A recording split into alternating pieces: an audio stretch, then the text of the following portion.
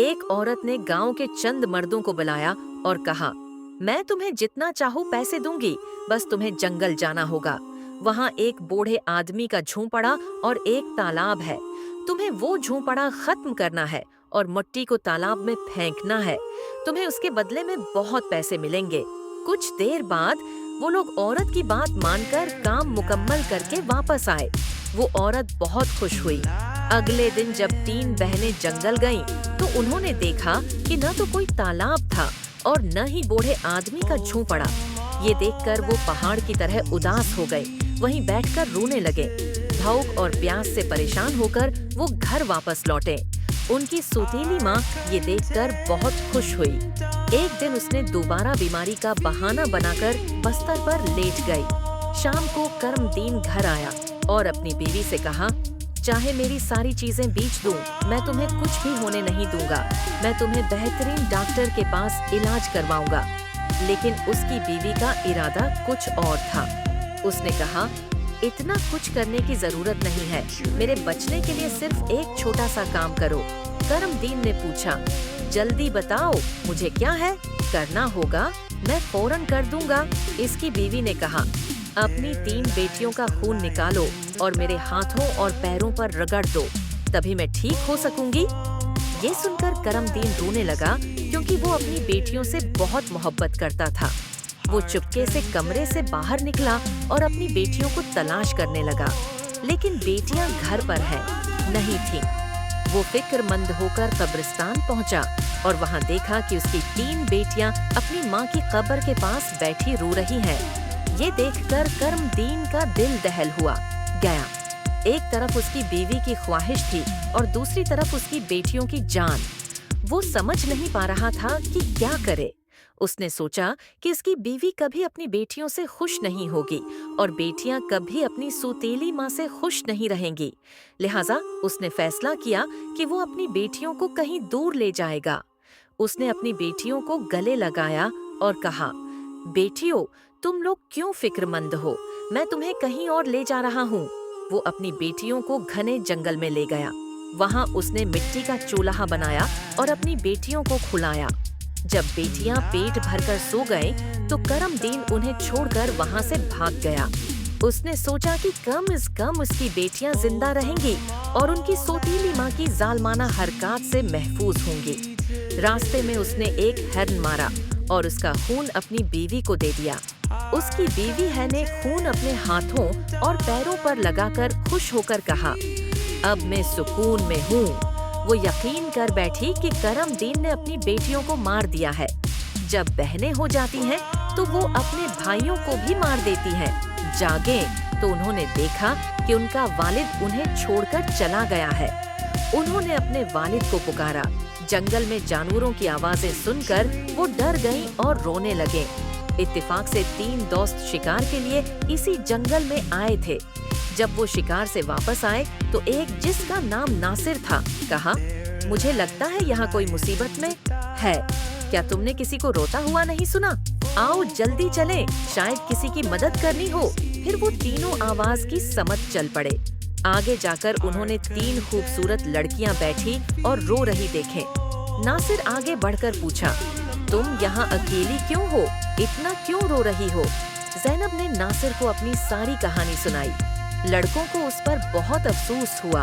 उन्होंने आपस में कहा, क्यों ना हम इन लड़कियों से शादी कर लें, उन्हें छित मिल जाएगी और हमारी जिंदगी भी पुरस्कून हो जाएगी। फिर तीनों लड़कों ने तीनों लड़कियों से शादी कर ली।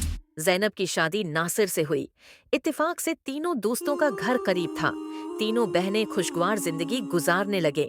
1 साल बाद ज़ैनब के घर बेटा पैदा हुआ। नासिर के दोस्त और ज़ैनब की बहनें बहुत खुश हुईं। आहिस्ता आहिस्ता ज़ैनब का बेटा 2 साल का हो गया। एक दिन नासिर ने अपने हाथ में एक छोटा सा खिलौना लिया। दोस्तों से कहा, आज मुझे फिर से जंगल में शिकार जाने का दिल कर रहा है, चलो शिकार करते हैं। लेकिन उसके दोस्तों ने इनकार कर दिया और कहा, हमें कुछ अहम काम है, हम तुम्हारे साथ जंगल नहीं जा सकते। नासिर ने ज़ैनब से इजाजत ली और अकेला शिकार के लिए जंगल चला गया। कई दिन गुजर गए, लेकिन नासिर वापस नहीं आया। ज़ैनब बहुत फिक्रमंद हो गई। उसकी बहनें भी उसके लिए परेशान हुए। नासिर के दोस्त जो उसके बहनोई थे ने जैनब को तसल्ली दी। फिक्र न करो, हम जरूर नासिर को तलाश करेंगे और वापस ले आएंगे। लेकिन किस्मत ने कुछ और ही फैसला किया। नासिर के दोस्त भी जंगल में गए और वापस नहीं आए। एक बार फिर जैनब की बहनें बहुत उदास हो गईं। एक दिन जैनब अपने बेटे को सुलाती हुई थी कि दरवाजा खटखटाया गया। उसने जल्दी दरवाजा खोला और एक बूढ़ा भुखारी सब्ज कपड़ों में खड़ा था। जैनब ने उसे देखा और कहा, बाबा, मेरे शौहर घर पर नहीं है, मैं आपको घर में नहीं ला सकती। जब मेरा शौहर आए तब आना। भुखारी ने कहा, बेटी, मैं बहुत भूखा हूँ, एक भूखे को खिलाना क्या बुरा है। जैनब ने उसे घर पर आने पर मजबूर किया और खाना बनाने लगी। लेकिन वो जादूगर भुखारी जैनब को बड़े अंदाज से देख रहा था। फिर जादूगर करीब आया और कहा, सुन लो लड़की, मुझे तुम बहुत पसंद हो, अपना बेटा छोड़कर मुझसे शादी कर लो। जैनब खौफ से कांपने लगी और बोली, बाबा, आप क्या कह रहे हैं? मैं शादीशुदा हूँ और एक बच्चे की माँ हूँ, आप ऐसा कैसे कह सकते हैं? ये सुनकर जादूगर भुखारी गुस्से में आ गया। उसने जादू के जरिए जैनब को कत्ते में बदल दिया और उसका गला पकड़ लिया। इसी वक्त जैनब का बेटा जोर जोर से रोने लगा। जब जैनब की बहनों ने उसके बच्चे को रोते सुना तो वो जल्दी से उसके घर दौड़े। उन्होंने जैनब के बेटे को गले लगा लिया और अपनी बहन को तलाश करने लगे। आवाज सुनी तो वे भागती हुई उसके घर आईं।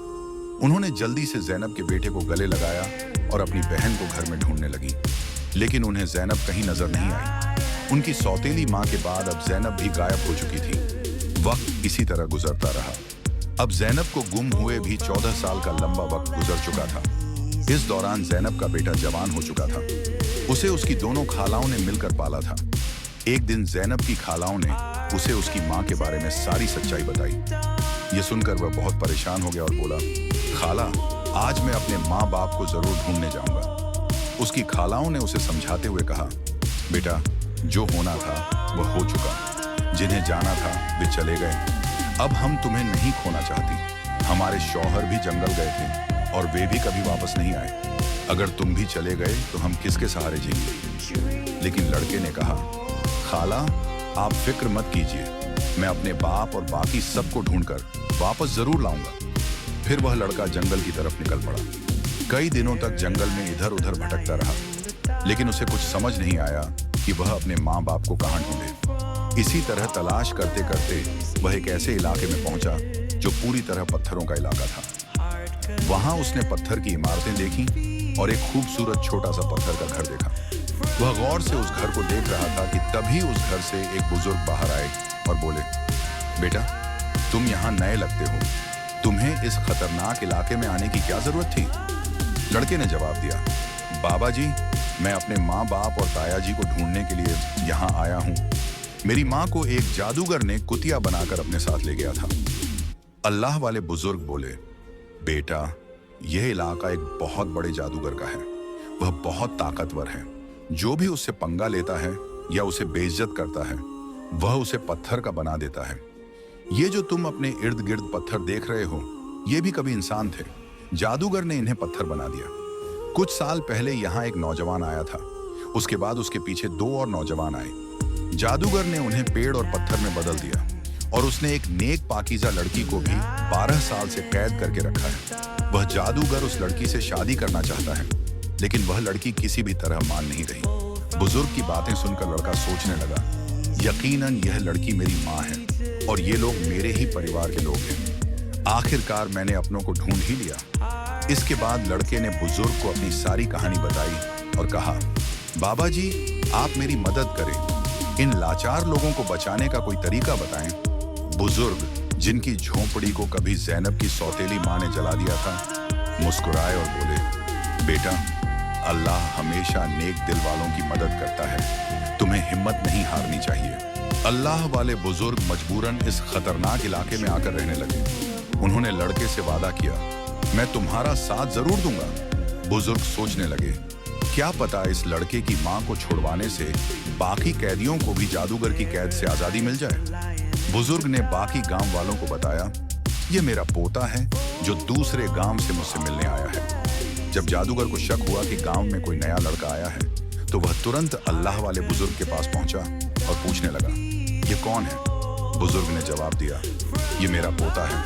इस तरह जादूगर और लड़के की मुलाकात हुई। लड़का अपनी पहचान छुपाकर जादूगर से मिलने लगा। जादूगर ने लड़के को देखकर कहा, तुम बहुत समझदार लगते हो और अपने दादा की तरह नेक और मासूम हो। कल तुम मेरा एक काम करोगे, मैं तुम्हें एक इमारत में भेजूंगा जहां एक लड़की को मेरा पैगाम देना है। मैं उससे शादी करना चाहता हूं।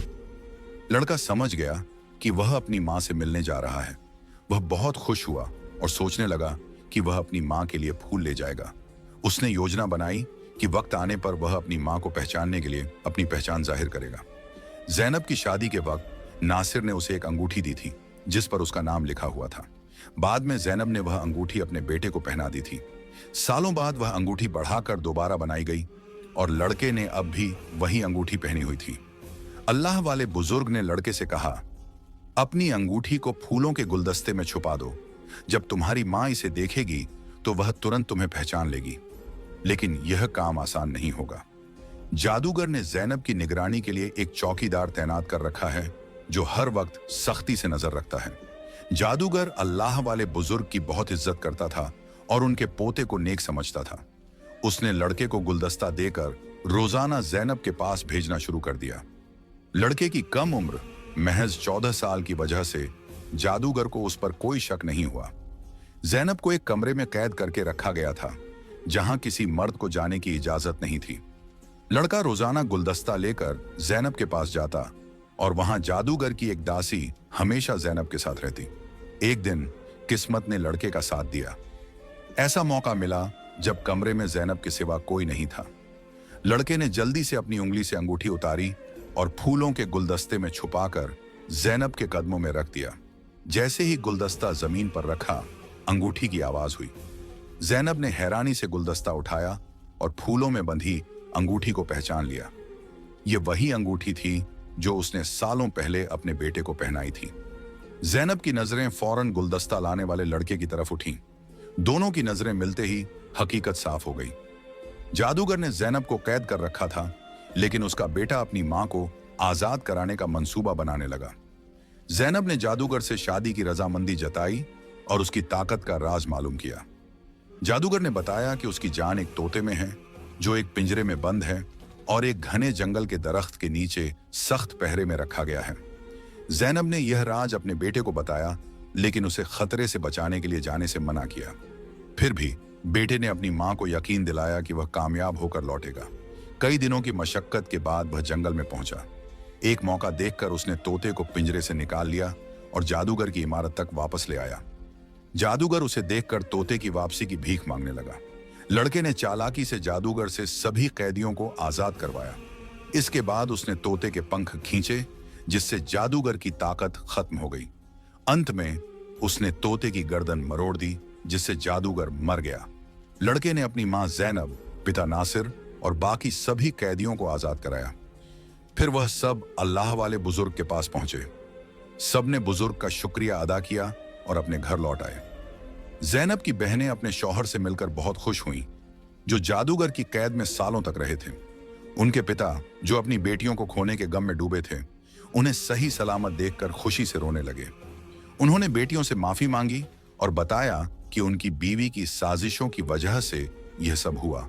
बेटियों ने अपने पिता को तसल्ली दी और कहा, हम अपनी जिंदगियों से खुश हैं। उनके पिता ने बताया कि उनकी सौतेली मां, जो उन पर जुल्म करती थी, एक गंदी बीमारी का शिकार होकर इस दुनिया से चली गई। इसके बाद सब ने खुशी और सुकून के साथ अपनी जिंदगी गुजारनी शुरू की।